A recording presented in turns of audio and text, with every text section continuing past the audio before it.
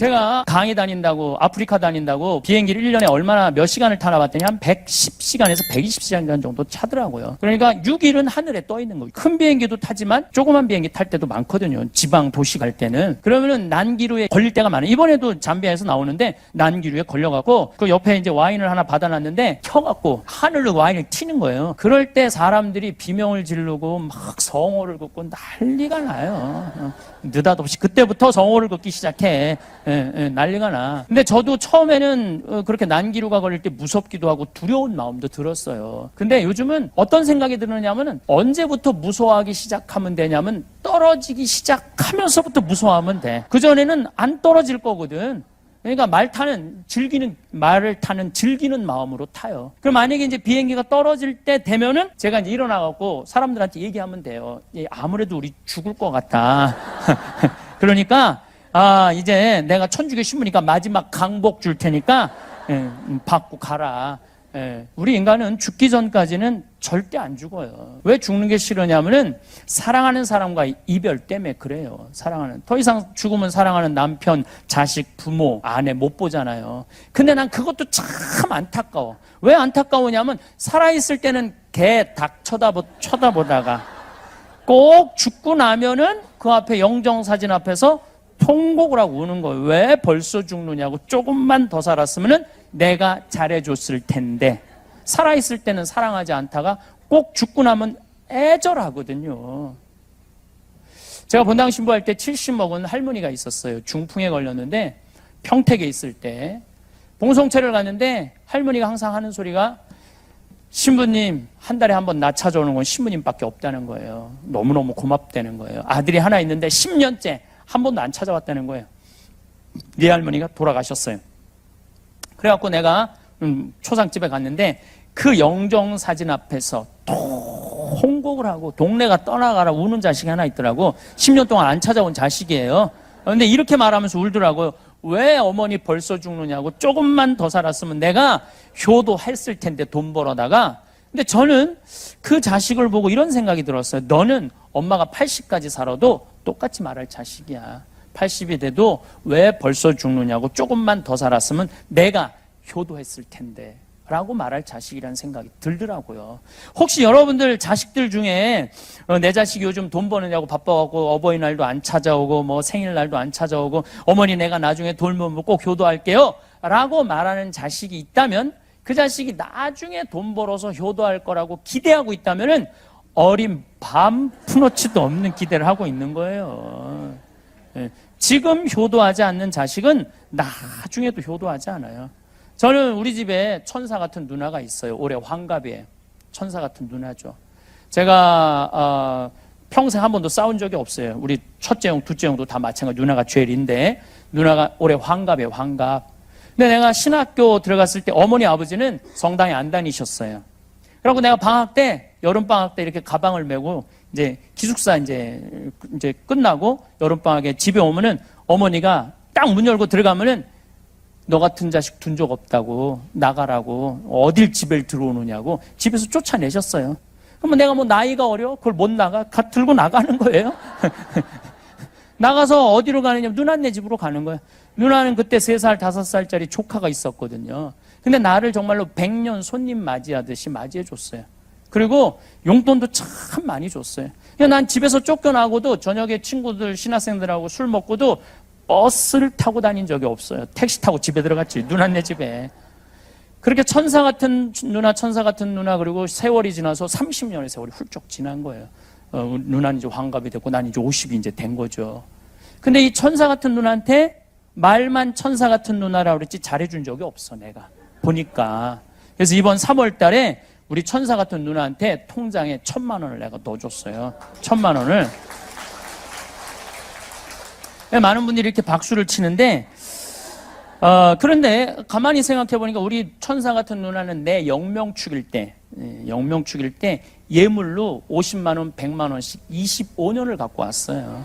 그러니까 나는 아직 반도 못 갚은 거야. 반도 못 갚은 거예요. 되게 여러분들 중에 남편들 중에 술 좋아하는 남편들이 있을 거예요. 그렇죠? 그러다가 죽었어. 그러면은 거기서 이렇게 통곡을 하고 우는 자매들 많이 봤어요.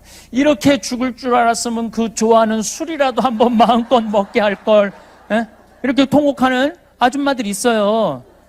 여러분들 그러시지 마세요. 죽고 나서 후회하지 마세요. 그러니까 홍어 삭힌 거 전화하면 택배로 다 보내줘요. 돼지고기 목 삼겹살 사갖고 묵은지 이렇게 해갖고 여보 오늘 저녁에 집에 들어와. 바깥에서 먹지 말고. 그래갖고 소주 한 5병 사고 드립다 먹이세요. 이브닝 드레스 입고 허벅지 파진 거 여러분들 한번 여기다 꽃도 하나 딱 꽂고 그래갖고 그냥 드립다 먹여. 그리고 그 남편이 죽잖아요. 죽으면은 이렇게 말할 수 있어요. 그래도 내가 막판에 그 좋아하는 술 한번 5병 한번 먹였지. 덜 억울하다는 거예요. 사랑도 나중에 하지 말고 하려면 언제 해요? 지금 하세요. 지금. 세상에서 가장 허망한 약속이 나중에예요. 나중에. 그래서 여기 있는 분들 주위에 나한테 정말 잘한 사람들이 있을 거야.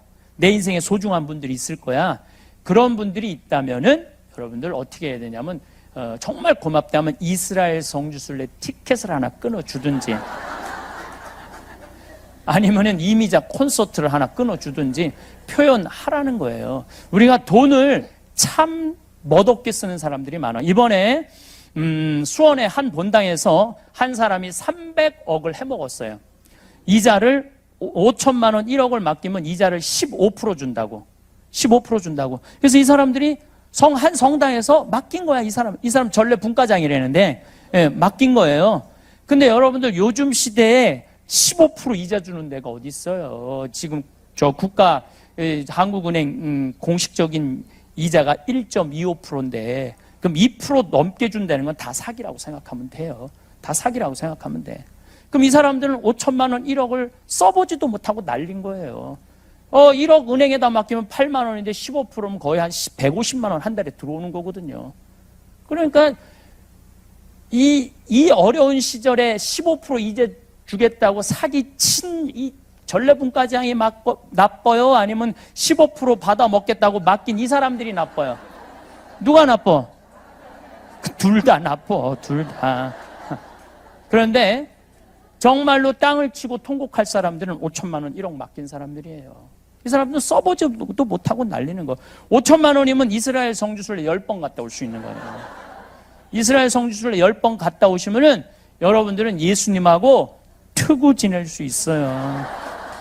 트고 지낼 수 있어. 내가 이스라엘 성지순례 지금 5번 갔다 왔는데 거의 예수님하고 틀라고 그래 지금. 저 틀라고 그래요. 예. 그러면 5천만 원 갖고 이렇게 행복하게 살다가 죽으면 되지. 그걸 아까워갖고 그냥 또 돈 더 해보겠다고. 그러니까 여러분들 주위에 정말 소중하고 고마운 분들이 있으면은 그 돈 쓰세요.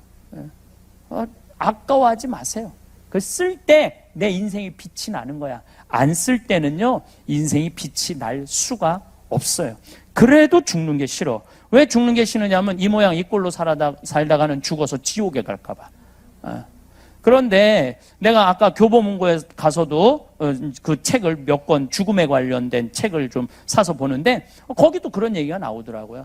94년에서부터 97년 사이에 죽었다 살아난 사람이 미국에 1,500만 명이라니까요. 죽었다 살아난 사람들이. 예수님이 올 때가 돼서 그런 게 아니라 심폐소생술이 발달하면서부터 죽었다 살아난 사람들이 많은 거예요. 심폐소생술이 발달하면서부터 죽었다 살아난 사람들이 많은 거예요. 작년에 우리나라도 죽었다 살아난 사람이 몇 명이냐면 680명이에요. 680명. 심장마비로 물에 빠져서 죽었다 살아난 사람들이 680명이에요. 근데 이 죽었다 살아난 사람들이 얘기하는 거예요. 내가 죽었더니 하늘나라를 가더라. 그래서 요즘 애프터 라이프, 죽음 이후의 세계, 엄청나게 책들이 많이 나와요. 미국에는 어마어마하게 나와요. 드라마도 많고 영화도 어마어마하게 나와. 왜냐면 워낙 죽었다 살아난 사람들이 많으니까. 그래갖고 심장 전문의들이 2,000명을 찾아갖고 물어봤어요. 죽었다 살아났더니 어떻느냐? 아, 내가 죽었다가 하늘나라를 갔는데 그 빛을 보는 순간, 하느님으로부터 오는 빛을 보는 순간 존재의 충만함을 느낀다는 거예요. 여러분들 존재의 충만함이라는 게 뭘까요? 행복의 끝이 존재의 충만함이에요. 여러분들이 만약에 자식이 서울대학에 합격을 했어. 그럼 여러분들 존재 충만할 것 같아? 안 충만할 것 같아? 그건 기쁨하고는 달라요. 예. 이번에 박인비가 금메달 땄어. 박인비 할아버지가 어떨 것 같아요? 존재의 충만함을 느낄 거예요. 내 손녀가 금메달 따갖고. 그 존재의 충만함이라는 것은 일반적으로 말하는 기쁨하고는 차원이 다르다는 거예요. 근데 하느님을 보는 순간 존재의 충만함을 느낀다는 거예요. 여러분들 지금 하느님이 있을까 없을까 맨날 그 의심하고 이거 허탕 치는 거 아닌가. 근데 죽었는데 하느님을 딱 봤어. 가슴이 어떨 것 같아요? 터져 나갈 거예요. 저는 평택에서 본당 신부라는데 있지도 않아. 12월 31일이야. 꿈이야. 꿈인데 예수님이 우리 성당 하늘 아래 너무너무 아름다운 모습으로 요만한 얼굴이 아니라 온 하늘에 꽉 차 있는 예수님을 보는데 심장이 터질 것 같더라고요. 그 너무너무 환한 모습으로 나를 행복한 모습으로 바라보시는데 심장이 터질 것 같더라고요. 근데 여러분들 죽어갖고 하느님을 그래서 이 죽은 사람들이 대부분이 그 하느님을 느끼는 순간 여기가 천국이구나. 너무 존재의 충만함을 느끼고 있다는 거예요. 이 사람은 이제 죽어갖고 하늘나라 가고 환상적인 곳에 가 있는데 살아있는 사람들이 이 사람 심장마비 걸렸다고 그냥 폐소생술을 해대는 거. 그래갖고 살려내잖아요. 살려내면은 본인이 오고 싶지 않아도 와야 된대. 보고 그러니까 여러분들 죽으면 그냥 놔두세요. 그거 살려낸다고 막 그러지 말고 돌아와서 얘기하기 시작하는 거예요. 그래서 요즘 부쩍 죽음 이후의 세계에 대한 이야기를 어마어마하게 얘기하기 시작하는 거예요. 그리고 그런데 요즘 여러분들 무슨 세상에 이런 일이 그다음에 무슨 얘기 무슨 많잖아요. 거기에 그런 얘기가 많이 나온 이유가 그거야. 그 의사들이 가서 물어본 거예요. 심장병 환자를 살려내기가 제일 쉽대요. 2,000명한테 가서 물어보니까 90%는 천당에 간대. 10%만 깜깜한 지옥을 경험하고 온대요. 그러면 이 더운 여름에 이 서울까지 버스 타고 그냥 교통 막히는데 그래도 나 강의 듣겠다고 여기 오신 여러분들은 지옥에 가고 싶어도 못 가요. 여러분들 다 천당 가. 네. 그러니까 웬만하면 다 가. 웬만하면. 그리고 이번에 프란치스코 교황님이 자비의 해를 선포하면서 자비의 하느님이라는 책을 썼는데 거기에 확실하게 이렇게 말씀하시더라고요. 확실하게. 시간이 저 사마리아 여인 요한복음 4장 얘기, 그 여자 6번째 남자하고 산 여자예요. 6번째 남자하고 산 여자야. 근데 그 여자하고 무슨 얘기냐면 하늘나라를 얘기를 해요. 구원을 얘기하고 경배를 얘기를 해. 우리 천주교에서 한 번 이혼하는 거 봐줘요, 안 봐줘요? 안 봐줘요? 잘못 알고 있는 거예요. 한 번 이혼하는 거 봐줘요. 한 번 이혼하는 거. 그리고 여러분들이 세상법적으로 이혼을 하잖아요. 천주교에서는 세상법을 인정하지 않아요. 교회법적으로는 이혼을 인정하지 않아. 따로 떨어져 살아도 부부야. 근데 이 사람이 언제 걸리느냐 하면은 재혼할 때 걸리는 거예요. 그러니까 이혼하고 혼자 사는 거 아무 문제 없어. 그럼 나는 혼자 한 번쯤 이혼하는 거 나는 괜찮다고 생각해요. 이거 나는 예수님 이혼하지 말라고 그런 거는 평균 연령 그때는 38세였어요. 38세 때 예수님 왔는데 이때는 한 번 하면 되지. 이때 뭐 한다고 38까지 살면서 2번씩 이혼하고 그래요. 이제 120살까지 사는 시대에 지금 살고 있는데 한 남자하고 살라는 건 이거는 내가 보기에는 이거는 천형이야. 천형이야. 그래서 예수님이 다시 오셔야 된다니까. 한 3번까진 괜찮다 이렇게. 근데 여러분들 재혼도 나는 충분히 이해를 해요. 근데 만약에 3혼째 하고 있다. 그건 좀 문제가 있죠. 3혼, 4혼이다. 그럼 막 가까이 오는 거 싫을 거예요. 5혼이다. 5번째 남자하고 아는 것도 싫을 거예요. 6혼째 하고 있는 여자 내 근처에 오는 것조차도 싫어할 거예요. 근데 예수님은 그 사람하고 구원을 얘기를 해. 혹시 여기 계신 분들 중에 6번째 남자랑 사는 분들 계세요? 없죠? 여러분들 다 구원 받는다는 거예요. 그러니까 죽는 거 무서워할 필요 하나도 없어요. 죽기 전까지는 절대 안 죽고 살아있어서 열심히 사랑하고 죽으면은 천국 가니까 무서워할 필요가 뭐가 있어요? 그리고 여러분들 오래 사는 거 좋아요? 막 한 70부터 들리지도 않고 기억도 안 나고 보이지도 않고 다리도 아프고 허리도 아프고 막 이러면서 오래 사는 거 좋아요? 그래갖고 막 75살서부터 치매 걸려갖고 15년 동안 벽에다가 칠해가면서 자식들 원수 만들면서 오래 사는 거 좋아요? 생각 잘 해야 돼요. 머릿속에서 그냥 사는 것만 중요한 게 아니에요. 내가 사는 날까지 얼마나 행복하고 멋있고 건강하게 사느냐, 이게 참 중요해요. 그러니까 여러분들 오래 살라고 그러지 말고 사는 날까지 행복하게 살라고 생각하셔야 돼. 그래갖고 뭐 먹고 싶은 거 먹고 다니고 싶은 거 다니고 또 이런 콘서트 같은 거 하는 날 그냥 와. 그냥 집에 있지 말고 그래갖고 막 돌아다닐 수 있을 때까지 돌아다니다가 한 86살쯤 주무시다가 그냥 죽어.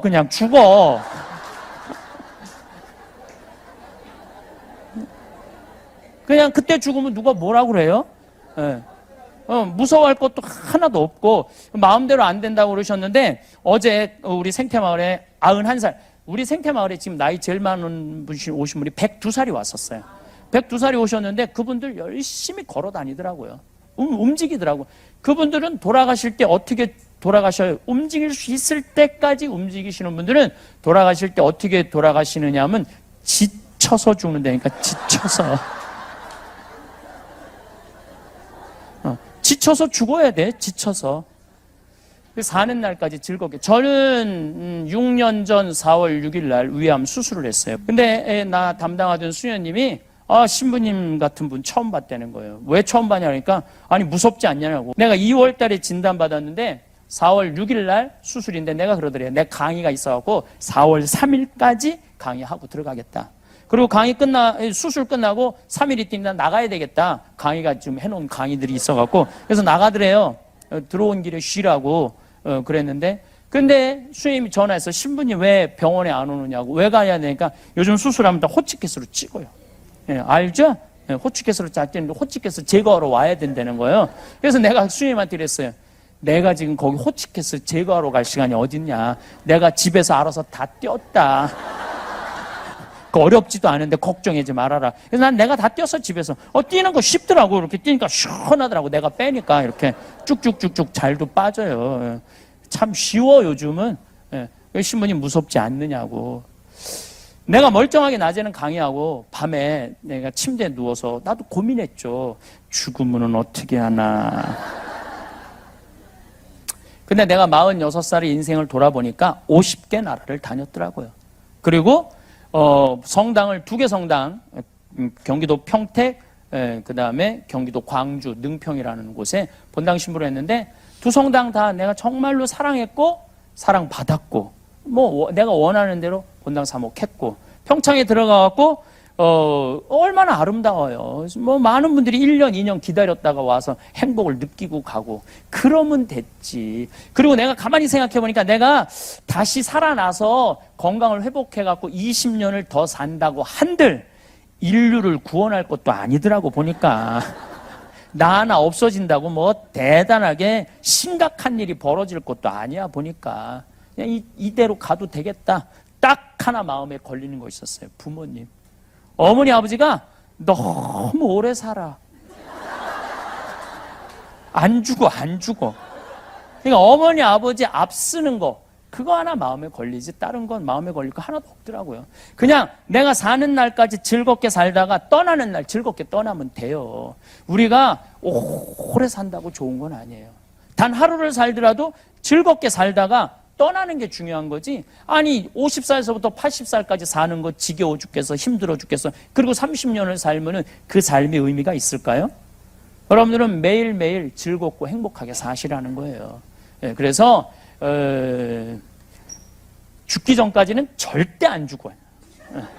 그리고 살아있는 날까지 사랑하면서 사세요. 사랑하면서. 나중에 잘해주지 말고 나중에 행복하려고 그러지 말고 행복하려면 언제 행복해?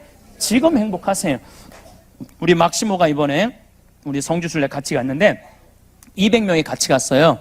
200명이 같이 갔는데 영성치우 때 막시모 또 루시아라고 이렇게 노래 잘하는 사람들이 그 예수님 거룩한 변모 성당 예수님 탄생 성당, 산상 설교 성당, 그리고 우리 신부님들 6명이 가갖고 노래로 미사하고 그 현장에서 예수님의 사건의 현장에서 그 했을 때 그 200명이 너무너무 행복해 하더라고요.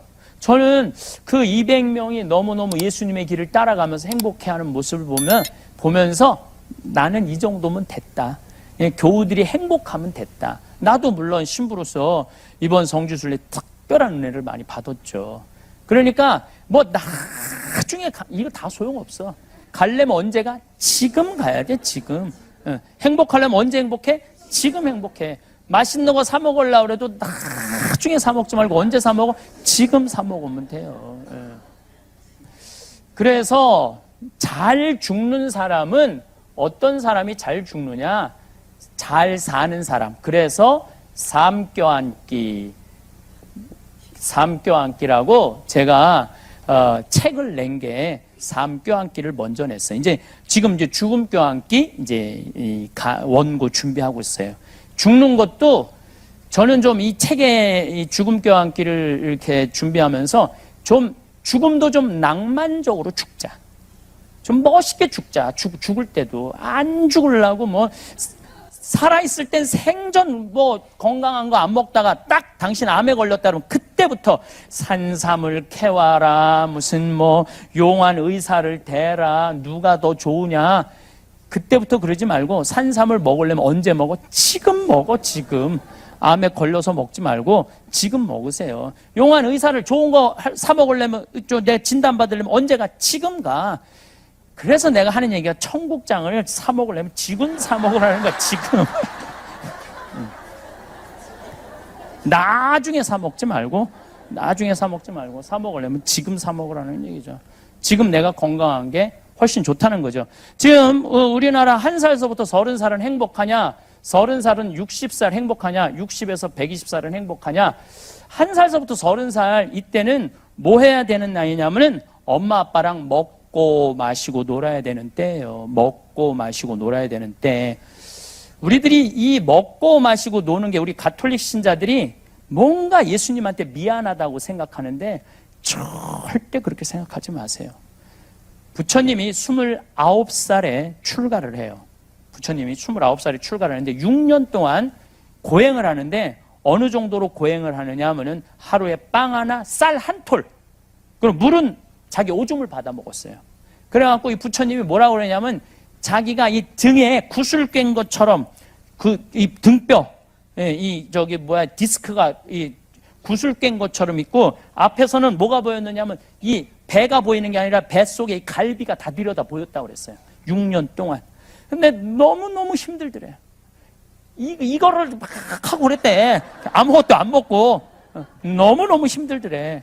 그래갖고 이제 도저히 지쳐갖고 쓰러져 있는데 그 옆에 무슨 뭐 소 10,000마리 갖고 있고 소 1마리 갖고 있는 여인이 지나가다가 우유 죽을 주더래요.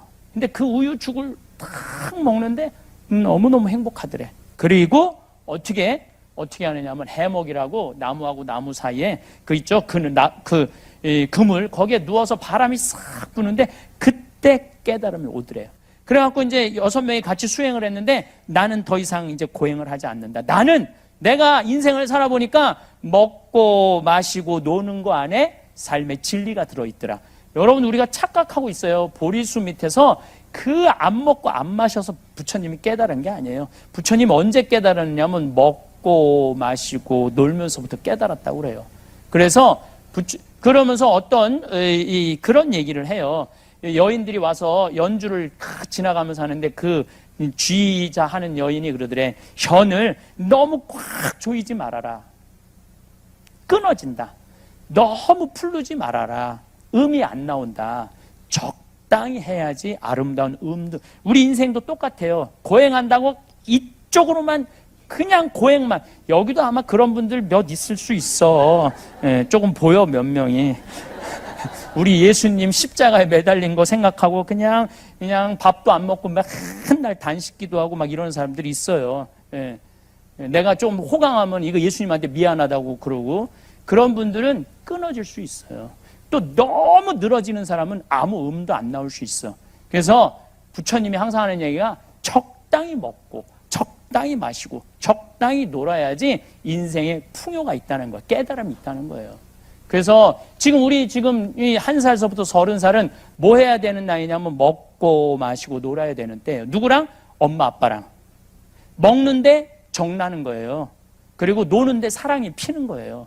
근데 좀 먹고 마시고 놀으려고 그랬더니 근데 지금 먹고 마시고 놀 시간이 어딨어. 그래갖고 학원 초등학교 1학년, 2학년 애들이 무슨 죄를 졌다고 학원 5개, 6개 보내고 그리고 막 중고등학교 때 자율학습, 뭐 보충 수업, 방학 때 놀지도 못하고 요즘 애들이 그래서 며칠 전부터 SBS인가 뭐 YTN인가 계속 그 얘기예요. 밥상머리 교육이 중요하다. 같이 먹어야 된다.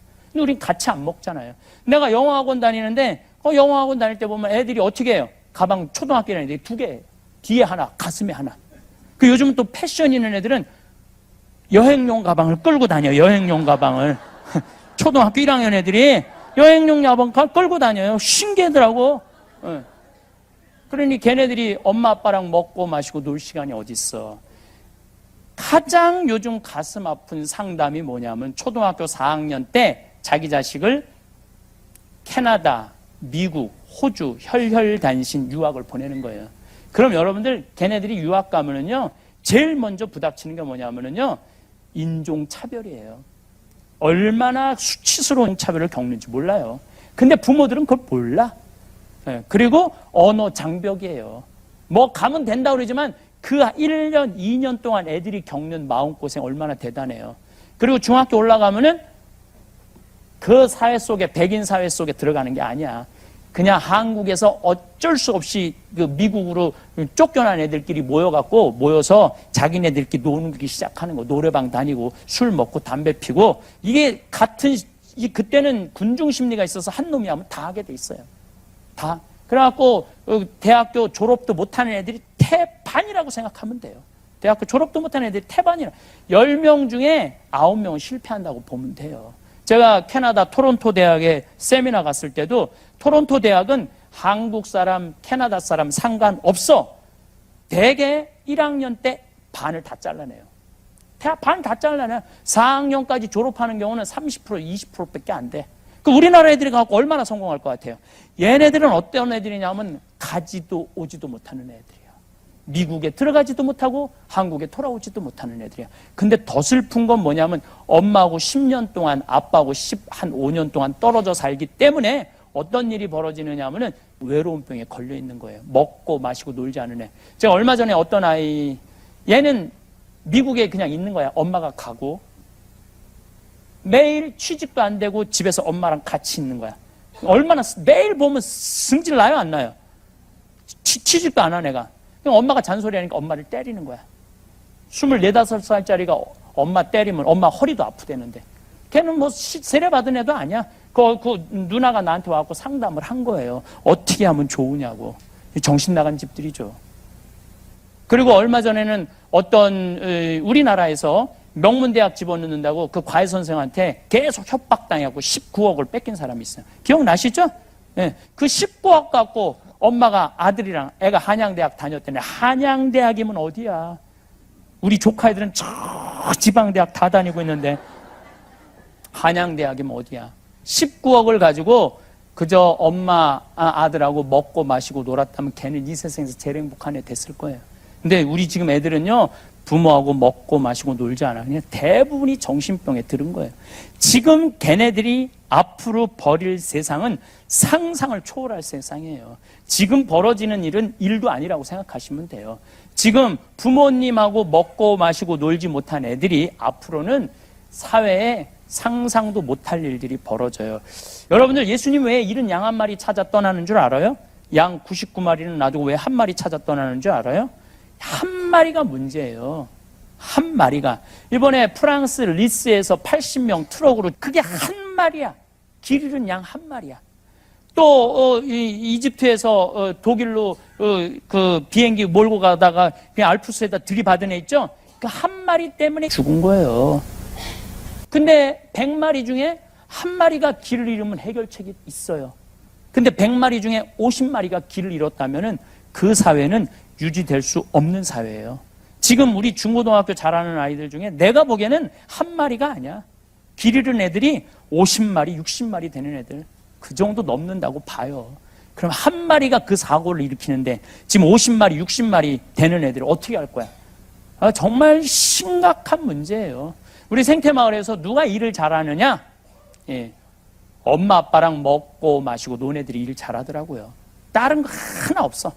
KBS에서 재미난 실험을 했다니까요. IQ 좋은 애, 성적 좋은 애, 생활기록부 좋은 애 30년 동안 추적을 해봤어. 30년 후에 누가 제일 행복하게 사나? 그랬더니 IQ 좋은 애도 아니고 성적 좋은 애도 아니고 생활기록부 좋은 애들이 제일 잘 살더라는. 어떤 애들이랑? 엄마 아빠랑 먹고 마시고 논 애들. 이것처럼 중요한 게 없어요. 난 우리 생태마을의 직원들 채용을 할 때 서울대학, 연고대, 무슨 대학원 나오든 중학교 나오든 고등학교 나오든 초등학교 나오든 첫 월급은 다 똑같이 200만 원 줘요. 구분하지 않아요. 앞으로는 영원히 그럴 거야. 내가 우리 생태마을 운영하는 날.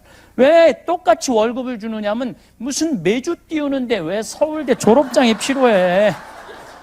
매주만 잘 띄우면 되지. 아무 상관없는 거예요. 근데 어떤 애들이 매주를 잘 띄우는가 봤더니 엄마 아빠랑 먹고 마시고 논 애들이 매주 잘 띄우더라고요. 얼마 전에도 뭐 개인 인신공격하는 것 같아갖고 좀 그런데 이화여대 나온 아이가 왔어요.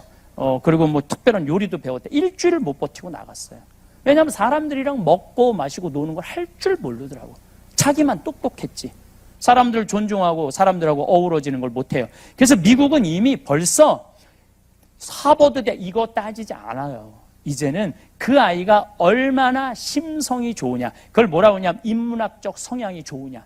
그래서 인문학적, 우리나라가 요즘 인문학 자꾸 하잖아요. 그게 명문대 애들 뽑아봤더니 다른 애들이랑 목 섞이는 거야. 그리고 1년 만에 나가고.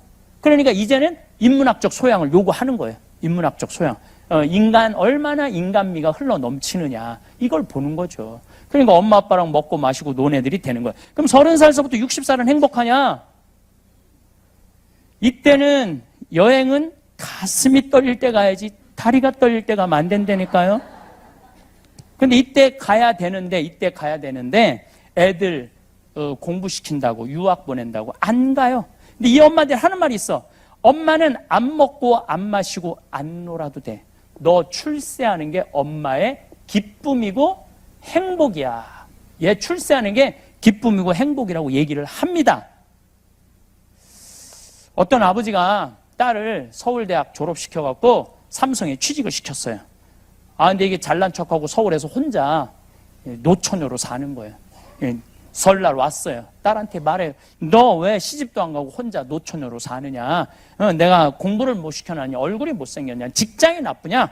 이게 딸이 아버지를 한심한 눈으로 쳐다보면 아버지 요즘 시집 가는 게 얼마나 힘든데 나보고 시집을 가라고 그러냐고. 네가 뭐가 부족해서 시집을 못 가? 그랬더니 아버지 답답한 소리 하지 말라고.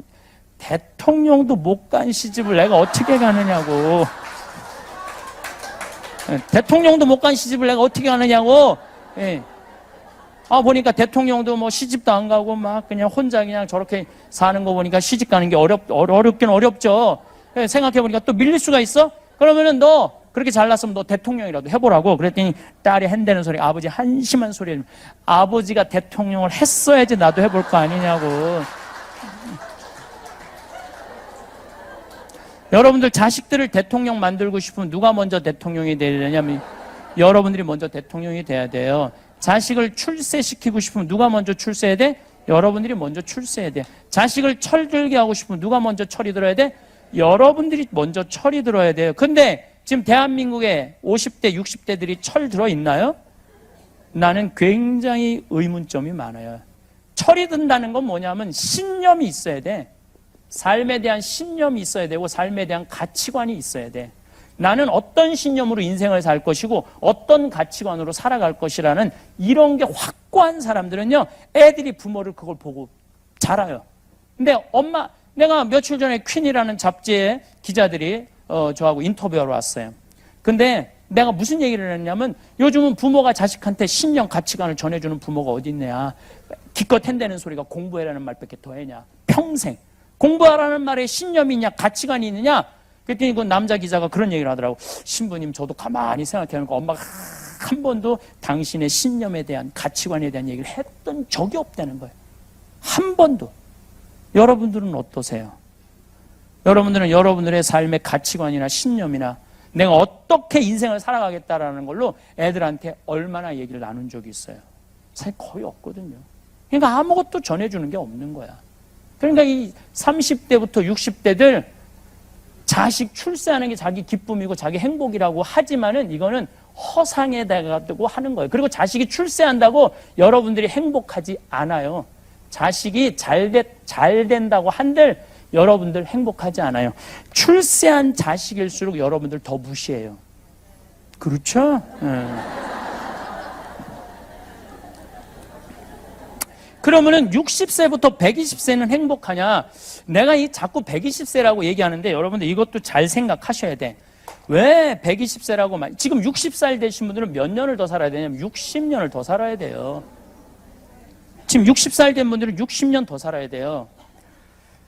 20년 전에 제가 강의 때 이런 얘기 참 많이 했어요. 여러분들 100세까지 살 겁니다. 지금 여기 능평 교우들 많이 왔는데 내가 100살 산다고 귀가 딱지가 않도록 얘기했을 거야. 100살 산다고. 그때는 감각이 별로 안 왔을 거야. 근데 요즘 여러분들 보험 보면 다 100세 노후보장 다 나오죠?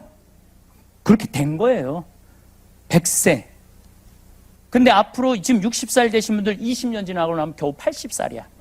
80살이면 20년 후에 그때도 100세 안보장 나올 것 같아요? 당연하죠. 그땐 당연히 120세 노후보장 나온다니까요. 그럼 앞으로 여러분들은 60년을 더 살아야 돼. 그런데 이분들이 이런 얘기를 해요. 나는 자식들한테 바라는 거 하나 없어. 그저 자식 하나 잘 되면 내 행복이야 라고 얘기하지만은 보상심리가 다 있어요. 우리 까놓고 얘기해 봅시다. 보상심리 있어요 없어요? 자식이 출세하고 자식이 돈 많이 벌면은 나 덕 볼 거라는 그런 착각들을 많이 한다니까요. 그러니까 자식이 의사야, 자식이 사장이야. 그러면 이 할머니들 자기 주머니에 돈이 있어도 절대 내가 안 사 먹어. 왜 내가 안 사 먹느냐면 아이 잘난 자식이 있는데 왜 내가 내 돈으로 가서 사 먹어? 자식이 사줄 때까지 기다리는 거예요. 사줄 때까지. 언제 올지 몰라도 하여튼 기다려. 사줄 때까지. 근데 여러분들 자식들이 무슨 뭐 무당이야? 갑자기 일하다가 오늘 엄마가 갈비가 먹고 싶으네. 그리고 찾아와서 엄마 오늘 갈비 먹고 싶었지 라고 말하면서 와서 갈비 사주는 자식은 대한민국에 한 명도 없다. 한 명도 없다고 생각하시면 돼요. 지금 갈비 먹고 싶은 거 누구만 알아? 나만 알아요. 여러분들 지금 먹고 싶은 거 옆에 남편도 몰라. 누구만 아냐면 나만 알아. 나만. 그러면 나 갈비 먹고 싶은 거 나만 알면 누가 사줘야 돼? 내가 사줘야 돼. 누구 돈으로? 내 돈으로. 무슨 돈으로? 집 잡혀서. 자, 이젠 집이 효자예요. 자식이 절대 효자가 될 수가 없어요. 그리고 이거는 적으셔야 돼요. 왜 적어야 되냐? 왜 60살서부터 120살까지의 행복을 자식한테 떠넘겨요? 자식이 무슨 죄를 졌다고? 자식이 60살서부터 120살까지 자식이 효도하면 행복하고 그때부터 효도하지 않으면 불행하고 자식하고 이렇게 철저하게 묶여 있어야 돼요? 그렇지 않아요? 그리고 애들이 60년 동안 책임져야 되는 의무가 어디 있어? 그리고 여러분들 자식들 중에 여러분들 집에 태어나고 싶어서 태어난 애는 한 명도 없어요. 한 명도 없어요. 한 명도 없어. 여러분들이 좋아서 난 거야. 그리고 여러분들이 좋아서 키운 거고.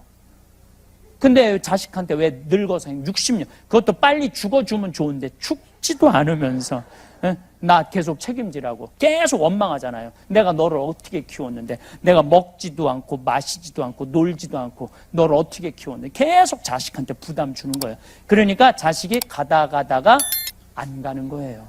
안 가는 거예요. 점점 부모가 부담스러워지는 거예요. 그리고 여러분들 이걸 아셔야 돼요. 이것도 제가 요즘 이렇게 다큐멘터리를 유튜브로 많이 봐요. 보는데 거기에 의사가 나와서 그런 얘기를 하더라고요. 요즘은 사랑의 감정을 촬영을 한대요. 그래갖고 할머니들한테 자식 사진 이렇게 보여주고 자식 보면은 이 뇌에 이렇게 다 전기 꽂아갖고 촬영 안 하면 전기가 팍팍팍팍 튄대요. 잘된 자식은 잘 돼갖고 좋아갖고 팍팍팍팍 튀고 안 된 자식은 그게 안타까웠고 어쨌든 부모는 자식을 보면 전기가 팍팍팍팍 튄대. 사랑의 감정이. 근데 자식한테 늙은 부모 사진을 보여주고 이거 전기를 꽂아놨는데 진짜로 아무 반응이 안 일어난대요. 그러니까 여러분들 자식은 여러분들 보고 아무 생각이 없는 거예요. 아무 생각이 없는 거야. 여러분들만 끝까지 사랑하는데 왜 나한테 관심 없고 왜 찾아오지 않고 왜 전화하지 끝까지 그러면서 자기 인생 원망하고 자기 인생 망가뜨리는 거죠. 근데 내 강의를 듣고 정말로 자기 돈으로 사 먹은 할머니들이 날 찾아와요. 자기 돈으로 사 먹은 할머니들이 이거는 특별한 거예요. 내가 갈비가 먹고 싶어? 그러면은 나 오늘 갈비 먹고 싶다. 여보 나 오늘 갈비 먹고 싶어. 오늘 내가 살 테니까 가자. 내가 쏠게 라고 해서 사 먹은 분들이 나한테 와서 이런 얘기를 해요. 두 가지 얘기를 해요. 첫 번째, 자식한테 안 섭섭하대요. 자식이 기다려지지 않는데요. 오거나 말거나 상관하지 않는데요. 내가 가서 사 먹으면 되는데 오거나 말거나 그 무슨 상관이야. 꼭 잘된 자식 부모들이 기다리고 있는 거야. 그러니까 내가 어버이날 때도 굶은 할머니들 많아요. 어버이날 때도. 아침 막 하려고 했더니 할아버지가 한마디 애들 올 텐데 무슨 밥을 해느냐고. 맛있게 먹으려면 좀 아침 그냥 굶자고. 근데 점심 때 애들이 안 왔어. 그래서 막 하려고 그러니까 에이 저녁에 올 텐데 귀한 굶은 거 그냥 저녁에 그냥 배불리 먹자고. 그래갖고 저녁 때도 기다리고 있는데 5시에 아들이 전화해요. 어머니 내가 너무 바빠서 오늘 못 가니까 통장에 10만 원 넣을 테니까 그거 갖고 맛있게 사 먹으라고. 여러분들 그 돈 갖고 저녁에 둘이서 사 먹을 할머니 할아버지 한 명도 없어요. 이미 기분 잡칠 거 다 잡쳤는데 어디 가서 10만 원 가지고 뭘 사 먹어. 그냥 굶는 거지. 그러니까 왜 그러느냐 이거예요. 그냥 아침부터 해서 드세요. 앞으로 여러분들은 어버이날 되면 기다리지 마시고 아침부터 해서 드세요. 갈비 재서 먹고 그냥 여러분들이 알아서 먹어 오거나 말거나. 그래야지 여러분들이 행복할 수 있다는 거예요.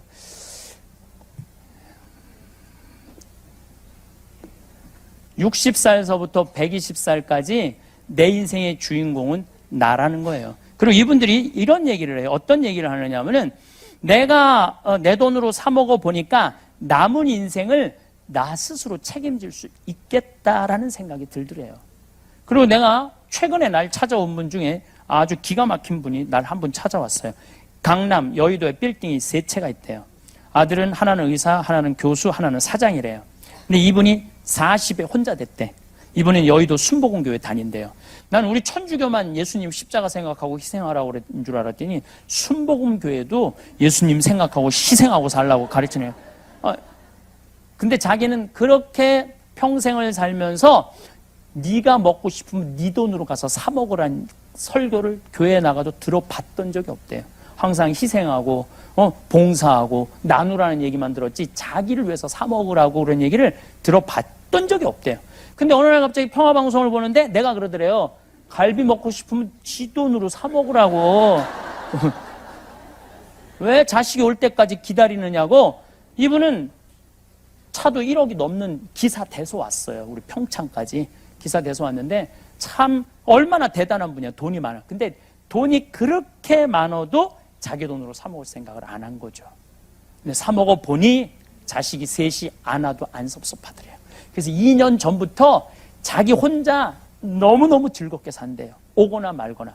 그전에는 그냥 아무것도 안 하고 섭섭하다 그런기만 한 거야. 자식이 안 왔다고.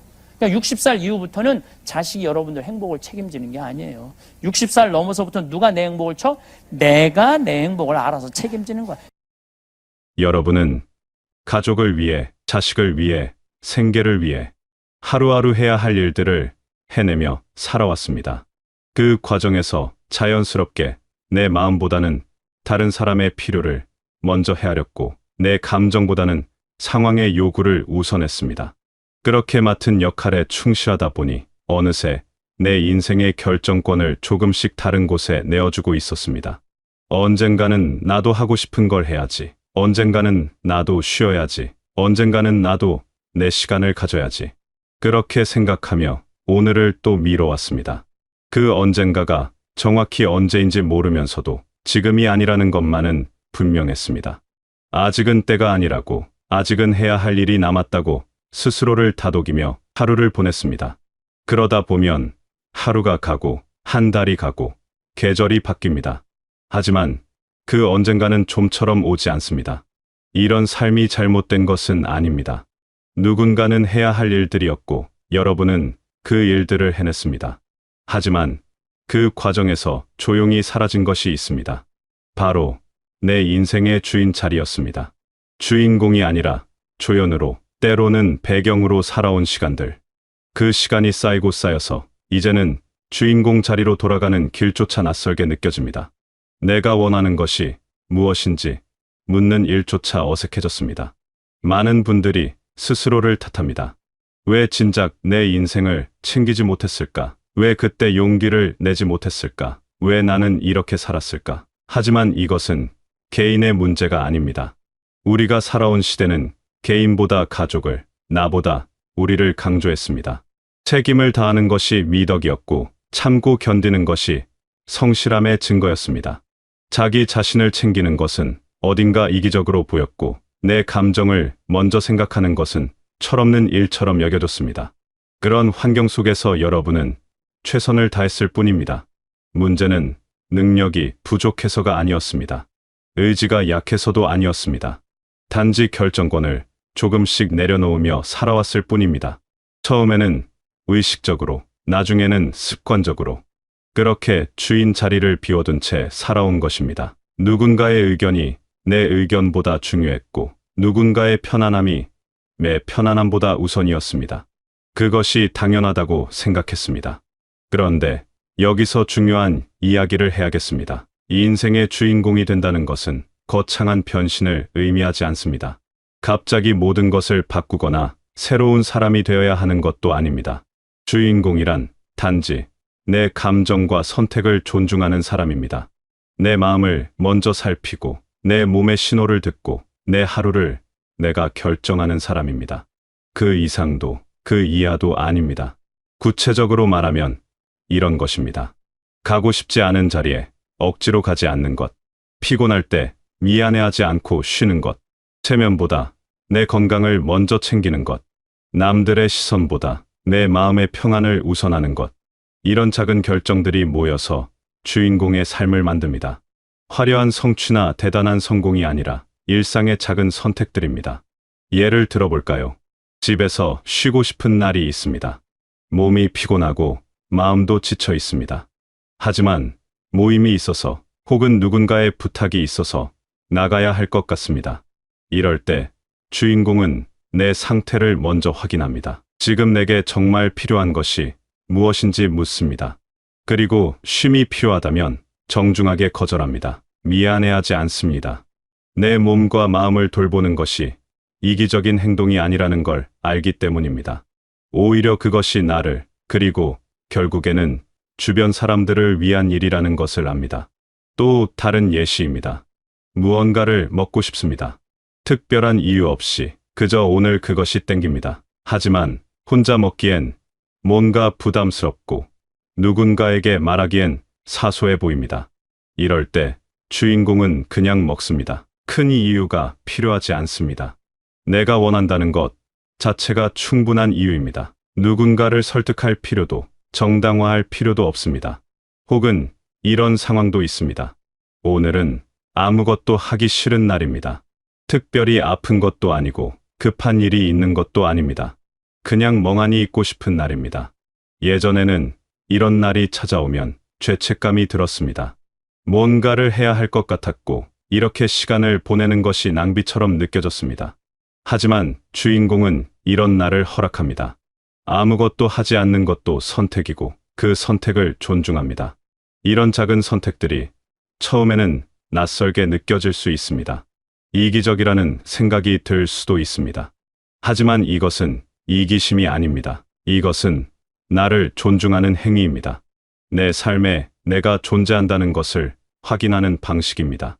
나라는 사람에게도 의견이 있고 감정이 있고 필요가 있다는 것을 인정하는 과정입니다.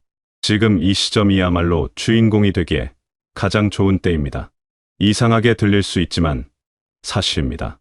여러분은 이미 충분히 해봤습니다. 충분히 견뎌봤습니다. 그래서 이제는 무엇이 나를 소모시키는지 정확히 압니다. 어떤 관계가 나를 지치게 하는지, 어떤 상황이 나를 불편하게 하는지, 어떤 선택이 나를 행복하게 하는지 알고 있습니다. 이것은 경험을 통해서만 얻을 수 있는 암입니다. 이전에는 이것을 몰랐습니다. 경험이 없었기 때문입니다. 하지만 지금은 다릅니다. 수많은 경험이 쌓여서 이제는 내 인생의 우선순위가 무엇인지 분명히 보입니다. 무엇을 지켜야 하고 무엇을 내려놓아야 하는지 알 수 있는 통찰이 생겼습니다. 어떤 사람과 함께 있을 때 편안한지, 어떤 환경에서 마음이 안정되는지, 무엇이 나를 진짜 기쁘게 하는지 압니다. 바로 이 통찰이 힘입니다. 다시 시작하는 것이 아니라 지금까지의 경험을 바탕으로 더 나은 선택을 할 수 있는 힘입니다. 시행착오를 줄일 수 있고 불필요한 에너지, 소모를 막을 수 있습니다. 무엇보다 내게 정말 중요한 것에 집중할 수 있습니다. 더 이상 모든 것을 다 해야 한다는 압박에서 벗어나 진짜 의미 있는 것들을 선택할 수 있습니다. 주인공으로 산다는 것이 인생을 완전히 다시 쓰는 것은 아닙니다. 지금까지의 삶을 부정하는 것도 아닙니다. 여러분이 살아온 삶은 그 자체로 의미가 있습니다. 그 삶을 바탕으로 이제는 조금 다른 방식으로 살아가는 것입니다. 과거를 지우는 것이 아니라 과거 위에 새로운 층을 더하는 것입니다. 모든 것을 바꿀 필요가 없습니다. 성격을 고치거나 습관을 완전히 뒤집을 필요도 없습니다. 단 하나만 바꾸면 됩니다. 앞으로의 결정에 나를 포함시키는 것입니다. 무언가를 선택할 때 내 마음은 어떤지 확인하는 것입니다. 작은 일이든 큰 일이든 결정하기 전에 잠깐 멈춰서 나에게 묻는 것입니다. 나는 이것을 원하는가? 나는 이것이 편한가? 나는 이것으로 행복한가? 이 선택이 나를 지치게 하지는 않는가? 이 결정이 내 마음을 무겁게 하지는 않는가? 이 질문들이 자연스러워지는 순간 여러분은 이미 주인공으로 살고 있는 것입니다. 거창한 선언이나 극적인 변화 없이도 조용히 주인 자리로 돌아온 것입니다. 그것은 어느 순간 갑자기 찾아오는 것이 아니라 작은 실천들이 쌓여서 만들어지는 변화입니다. 물론 쉽지 않을 수 있습니다. 오래된 습관은 잘 바뀌지 않고 주변의 기대는 여전히 작용합니다. 가끔은 옛날 방식으로 되돌아가기도 합니다. 하지만 그것이 불가능하다는 의미는 아닙니다. 단지 연습이 필요하다는 뜻입니다. 하루에 한 번 아주 작은 선택에서부터 시작하면 됩니다. 완벽할 필요는 없습니다. 조금씩 천천히 나아가면 됩니다. 오늘 저녁 메뉴를 내가 원하는 것으로 정하기, 피곤할 때 전화를 받지 않기, 하기 싫은 일에 정중히 거절하기, 보고 싶은 프로그램을 마음 편히 보기, 산책하고 싶을 때 나가기. 이런 작은 실천들이 쌓이면서 점점 더 큰 결정에서도 나를 우선할 수 있게 됩니다. 근육을 키우듯이 나를 존중하는 능력도 연습을 통해 강해집니다. 중요한 것은 완벽함이 아닙니다. 때로는 실수할 수도 있고 다시 옛날 방식으로 돌아갈 수도 있습니다. 어떤 날은 잘 되고 어떤 날은 잘 안 될 수도 있습니다. 그래도 괜찮습니다. 주인공이 되는 것은 완벽해지는 것이 아니라 나를 존중하는 연습을 계속하는 것이기 때문입니다. 넘어져도 다시 일어서면 됩니다. 잊어버려도 다시 기억하면 됩니다. 여러분은 지금껏 충분히 잘 살아왔습니다. 맡은 역할을 성실히 해냈고 책임을 다했습니다. 그 시간들이 헛되지 않았습니다. 하지만 이제는 조금 다른 방식으로 살아도 됩니다. 조연의 자리에서 벗어나 내 인생의 중심에 서도 됩니다. 그것이 잘못된 일이 아닙니다. 오히려 당연한 권리입니다. 여러분은 누군가의 부모이고 누군가의 배우자이고 누군가의 가족입니다. 그러면서 동시에 내 인생의 주인공입니다. 이 두 가지는 모순되지 않습니다. 오히려 주인공으로 살 때 더 건강하게 다른 역할들도 해낼 수 있습니다. 내가 행복해야 다른 사람도 행복하게 할 수 있습니다. 나를 돌보는 사람이 다른 사람도 제대로 돌볼 수 있습니다. 내 행복을 챙기는 사람이 주변 사람들에게도 긍정적인 에너지를 줄 수 있습니다. 반대로 자신을 계속 뒤로 미루면 결국 모든 관계에서 지쳐버립니다. 그리고 그 지침은 주변 사람들에게도 전달됩니다. 억지로 웃는 얼굴보다 진심으로 편안한 표정이 더 좋은 영향을 줍니다. 그러니 이제는 허락하십시오. 내가 내 인생의 주인공이 되는 것을. 작은 선택에서부터 내 마음을 먼저 확인하는 것을, 미안해하지 않고 쉬는 것을, 체면보다 내 건강을 우선하는 것을, 남의 눈치보다 내 마음의 평화를 소중히 여기는 것을. 이것은 새로운 시작이 아닙니다. 원래 있어야 할 자리로 돌아가는 것입니다. 여러분이 태어날 때부터 가지고 있던 권리를 다시 찾는 것입니다.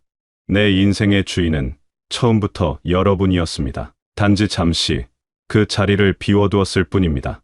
이제 그 자리로 돌아갈 시간입니다. 이제 그 자리로 돌아가도 됩니다. 천천히, 조금씩, 여러분의 속도로. 아무도 재촉하지 않습니다. 아무도 평가하지 않습니다. 단지 여러분 스스로가 결정하면 됩니다. 서두를 필요도 없고 누군가와 비교할 필요도 없습니다. 오늘 하루 단 한 번이라도 내 마음을 먼저 물어보십시오. 내가 정말 원하는 것이 무엇인지 확인해 보십시오. 그리고 가능하다면 그것을 선택해 보십시오. 그 작은 선택이 여러분을 조금씩 주인공의 자리로 이끌 것입니다. 한 걸음 한 걸음 확실하게. 여러분은 그럴 자격이 충분합니다. 지금까지 충분히 많은 것을 해냈고 충분히 오래 기다렸습니다. 이제는 여러분 차례입니다. 내 인생의 주인공으로 당당히 중심에 서는 것입니다. 그것이 이기적인 일이 아니라 당연한 일입니다. 그 시작은 거창하지 않아도 됩니다. 오늘 하루 내가 원하는 것을 하나 선택하는 것만으로도 충분합니다. 그것이 아주 사소한 것이어도 괜찮습니다. 중요한 것은 그 선택 안에 내가 있다는 것입니다. 내 의지가 반영되어 있다는 것입니다. 그것만으로도 의미가 있습니다. 여러분의 남은 날들이 여러분 자신을 위한 시간으로 채워지기를. 더 이상 미루지 않고 지금 이 순간부터 내 인생의 주인공으로 살아가시길. 그리고 그 과정에서 작지만 확실한 행복을 매일 발견하시길 바라겠습니다.